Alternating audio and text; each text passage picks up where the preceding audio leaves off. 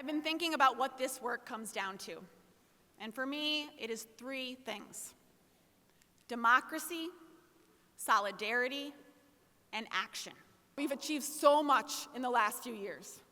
For the first time ever, we fully funded foundation aid.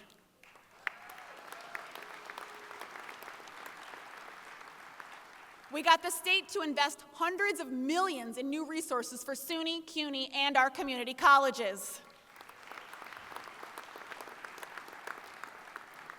We won workplace violence protections because safety is non-negotiable.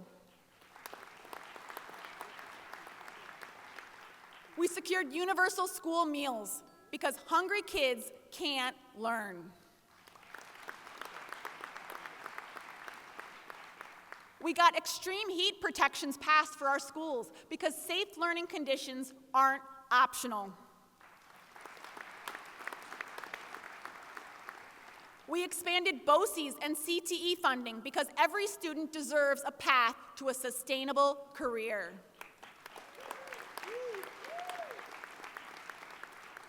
We pushed for the creation of SUNY and CUNY Reconnect, bringing adults back to college and strengthening our workforce. These aren't just wins on paper.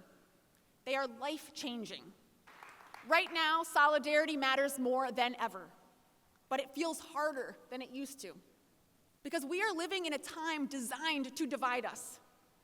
We're all living in our own algorithm, seeing different news, hearing different facts, living in completely different realities of the same country.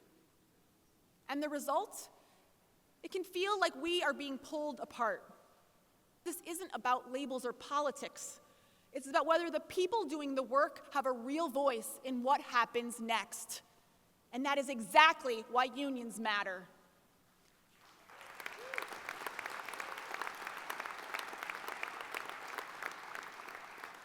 We bring working people together to build power, demand fairness, and have a real say in the decisions that shape our lives. That was not handed to us. We built it. There is enough in this country for everyone to thrive, but it's not being shared. What do we want? We want a future where working people come first.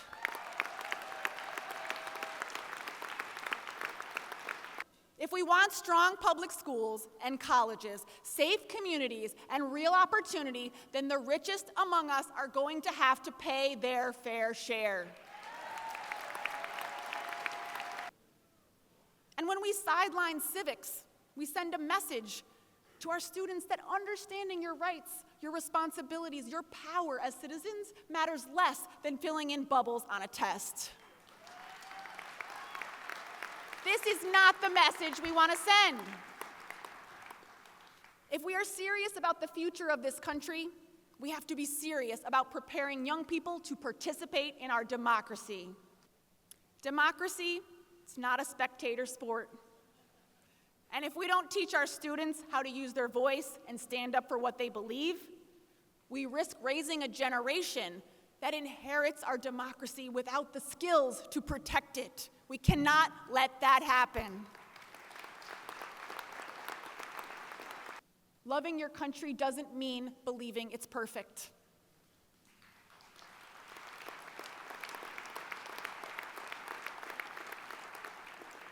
It means recognizing it's a work in progress and taking responsibility to move it forward.